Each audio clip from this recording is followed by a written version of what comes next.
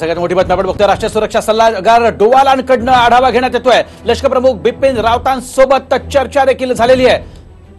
आताची सगळ्यात मोठी बातमी आपण बघतोय। थेट जाऊयात विनोद राठोड आमचे सहकारी माझ्याबरोबर आहेत थेट दिल्लीत आपण बघतोय अनेक घडामोडी होत आहेत, अनेक बैठका होत आहेत। विनोद काय सांगशील, कोण कोण घेतोय बैठका, कुणाबरोबर घेताय?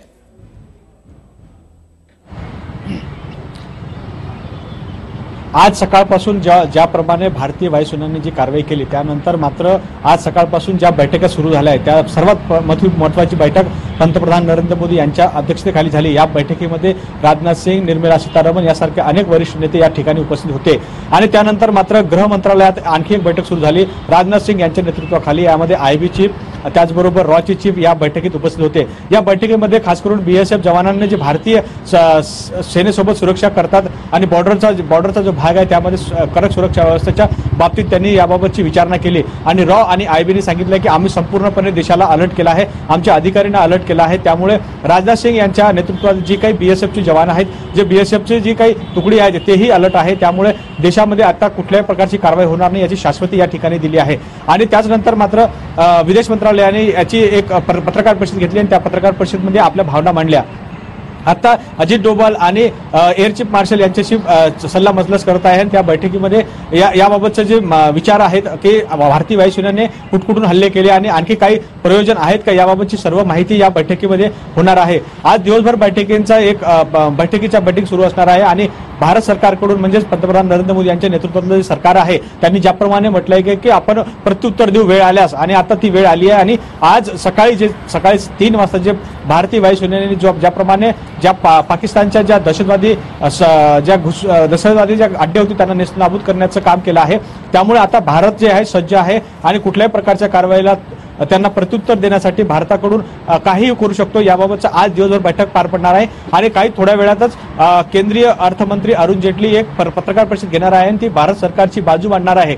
त्यामुळे पाकिस्तानला आता कळावं लागेल, कारण भारताचं जास्त त्यांनी संयम बघू नये। ज्याप्रमाणे भारत सरकारने आणि भारताचे जे वायुसेनांनी आणि भारतीय सैनिकांनी ज्याप्रमाणे कारवाई केली आहे ते खरंच अभिमानास्पद आहे। आणि आणखी दिवसभर या काय बैठकीत त्या घडामोडींचा आम्ही तुमच्याकडे आताची सगळ्यात मोठी बातमी आपण बघतोय। रावळपिंडीत देखील पाकिस्तानी लष्कराच्या बैठकांचा सपाटा सुरू झालेला आहे। तिथे हेडक्वार्टर आहे आर्मीचं आणि तिथे आता बैठका सुरू झालेल्या आहेत। भारतीय हल्ल्यानंतर पाकमध्ये प्रचंड घाबरलेल्या पाकिस्तान आणि असं असताना रावळपिंडीत त्यांच्या लष्कराचा एक मुख्यालय आणि तिथं बैठकांचा सपाटा आता सुरू झालेला आहे। चर्चा सुरू झालेली आहे, करावं तर काय करावं।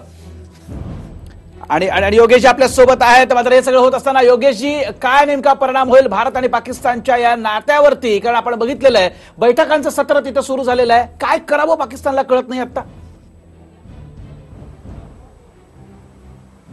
मुळात दहशतवादाचा पुरस्कार हे ज्या देशाचं अधिकृत धोरण आहे त्या देशाबरोबर नातं हे मैत्रीचं असेल अशी फारशी शक्यताच नाही। या सरकारनं सुद्धा किंवा या आधीच्या भारतीय सरकारांनी सुद्धा पाकिस्तान बरोबर मैत्रीपूर्ण संबंध प्रस्थापित करण्याचे अनेक प्रयत्न केले, परंतु पाकिस्तानचं अस्तित्व जर दहशतवादाच्या पुरस्कारावर अवलंबून असेल, पाकिस्तानच्या लष्कराचे जर वेस्टेड इंटरेस्ट दहशतवादाच्या पुरस्कारामध्ये असतील तर दहशतवादाचा पुरस्कार हा पाकिस्तान अस्तित्वात असेपर्यंत होत राहणार, याच्यात काही शंका नाही। त्याच्यामुळे अशा परिस्थितीमध्ये फक्त आपण पाकिस्तानला ठामपणे बजावू शकतो की यापुढे आम्ही दहशतवादाचं हे तुमचा जो धोका आहे, दहशतवादाची तुम्ही जे आमच्यावर समस्या लादत आहात ती आम्ही सहन करणार नाही। यापुढे आम्ही आमचे जवान हुतात्मा झालेले सहन करणार नाही। आणि याच्या आधीचा सर्जिकल स्ट्राईक किंवा आता जो झालेला स्ट्राईक आहे बालाकोटमध्ये, त्याच्या या हल्ल्यांमधनं, या स्ट्राईकमधनं भारतानं हा संदेश अत्यंत इफेक्टिव्ह पद्धतीनं पाकिस्तानला दिलेला आहे, याच्यामध्ये निश्चितच काही शंका नाही। नक्कीच। मात्र या सगळ्यामध्ये आपण बघितलं ज्या प्रकारच्या बैठका सुरू आहेत, पाकिस्तान हे समजून गेलेलं आहे की आता अटॅकिंग मोडवरती आहे भारत पूर्णपणे, त्यामुळे काही आगळीक केली तर त्याला त्याचे डबल उत्तर दिलं जाईल। योगेश, निश्चितच, अगदी निश्चितच। कारण जसं आपल्याकडे पुलवामामध्ये हल्ला झाला आणि लष्करानं आणि सरकारनं काही काळ घेतला की कशा पद्धतीनं पाकिस्तानला प्रत्युत्तर दिलं जावं, त्याच्यामुळे आत्ताच्या ज्या बैठका पाकिस्तानमध्ये सुरू आहेत त्या पण अशा प्रकारच्याच असतील की मुळात असेसमेंट असेल की नुकसान किती पद्धतीने झाले, कुठल्या भागामध्ये झाले, मुख्य म्हणजे कशा प्रकारे झाले। तर त्याच्या असेसमेंटच्या या बैठका असतील. त्याच्यानंतर भारताला प्रत्युत्तर देण्याचे पाकिस्तान पुढचे पर्याय कुठले असतील याचा निश्चितच विचार केला जाईल. परंतु मला असं वाटतं की पाकिस्तान हा निश्चितच सरकारनं सर्वपक्षीय बैठक बोलावलेली. आताची सगळ्यात मोठी बातमी, सरकारनं संध्याकाळी सर्वपक्षीय बैठक बोलावलेली आहे. सर्व पक्षांच्या प्रमुखांना तशी माहिती जी आहे ती दिली जाईल, ब्रीफ केलं जाईल. संध्याकाळी 5 वाजता दिल्लीत ही बैठक होती. आताची सगळ्यात मोठी बातमी आपण बघतोय. मात्र त्या अगोदरच सुषमा स्वराज यांनी विरोधी पक्ष नेत्यांना फोन केलेला आहे आणि फोनवरती आवश्यक ती माहिती दिलेली आहे. आणि योगेश आपल्यासोबत आहे. तर योगेश, आपण बघतोय सर्व पक्षीय बैठक बोलावले, तसंच अनेक विरोधी पक्षातल्या नेत्यांना, महत्वाच्या नेत्यांना आता सुषमा स्वराज यांनी ब्रीफ करणं याचे वेगळे संकेत आहेत हे सगळे योगेश? नाही, कारण एक गोष्ट निश्चितच अत्यंत अभिनंदनीय आहे, ती म्हणजे पुलवामाचा हल्ला जेव्हा झाला तेव्हा सर्व विरोधी पक्षांनी एकमुखानं सरकारला पाठिंबा व्यक्त केला आणि याच्यामधनं आपल्या लोकशाहीची मॅच्युरिटी अर्थातच दिसून येते.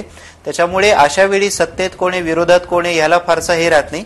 लोकशाहीचे हे काही प्रोटोकॉल्स असतात, त्यानुसार सरकारनं बाकी इतर विरोधी पक्षातल्या महत्वपूर्ण नेत्यांना सुद्धा विश्वासात घेऊन भारताच्या या कारवाईबद्दल आणि पुढच्या उपाययोजनेबद्दल माहिती दिली जाणं हे अत्यंत स्वाभाविक आहे. नक्कीच योगेश, मात्र आज आपण बघितलं ज्या प्रकारे attack is the best defence आणि तशी आपण सुरुवात केलेली आहे, त्यामुळे ही जर ठिणगी ठरली तर वणवा आणखीन पेटू शकतो असं वाटतंय कोणच?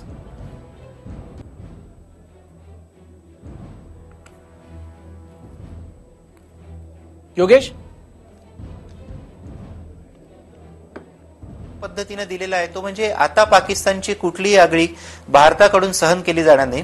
त्याच्यामुळे आता यापुढे युद्धाची व्याप्ती वाढवायची का, यापुढे मुळात युद्ध करायचं का, यापुढे भारतामध्ये दहशतवादी पाठवायचे का, याचा निर्णय पाकिस्ताननं घ्यायचा आहे. पाकिस्तानकडून जे पाऊल उचललं जाईल त्याला भारताकडून प्रत्युत्तर अगदी 100% दिलं जाईल, याबद्दल माझ्या मनात तिळमात्र शंका नाही. नक्कीच योगेश, पुन्हा तुमच्याकडे येतो, थेट जाणार आहोत. योगेश बोरसे मध्ये सहकारी आपल्या सोबत आहेत पुण्यातनं, फर्ग्युसन कॉलेजमधनं. कारण काय आहे जनभावना, काय वाटतं भारतातल्या तरुणांना या एअर स्ट्राईक नंतर हे समजून घेणं अत्यंत गरजेचं आहे. योगेश, काही विद्यार्थी तुझ्या सोबत आहेत, काय नेमकं म्हणतात, काय भावना त्यांच्या? निश्चितच वैभव, माझ्यासोबत आता फर्ग्युसन महाविद्यालयातील हे विद्यार्थी आहेत आणि ते जोश या ठिकाणी साजरा करतात.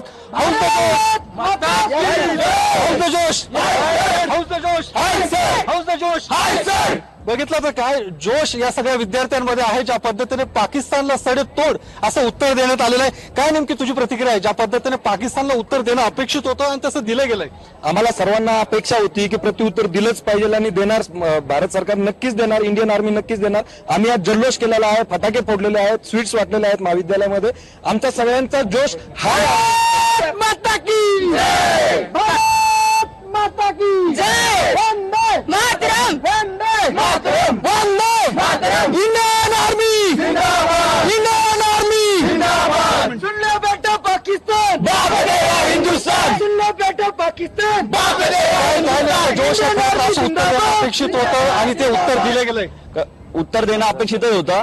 जो आज सकाळी 3 वाजता भारताने याच्यावर जो सर्जिकल स्ट्राईक केला, हवाई सर्जिकल स्ट्राईक, एकदम चोख प्रत्युत्तर पाकिस्तानला मिळालेलं आहे. ही तर फक्त सुरुवात आहे, हे तो सिर्फ जाकी आहे, पुरा पाकिस्तान अभी बाकी आहे. नक्कीच पाकिस्तान बाकी आहे. काय सांगणार सर? मुख्य मुद्दा असा आहे की जेव्हा पाकिस्तानने इकडे भारतावर जेव्हा हल्ल्याचा कोणत्याही माणुसकीचा विचार नाही केला आणि काल जर आपण प्रकर्षाने पाहिलं असता तर 10,000 किलोच्या RDSने आपण त्यांवर मारा केला असं आणि त्याला चोख असं प्रत्युत्तर दिलं आहे.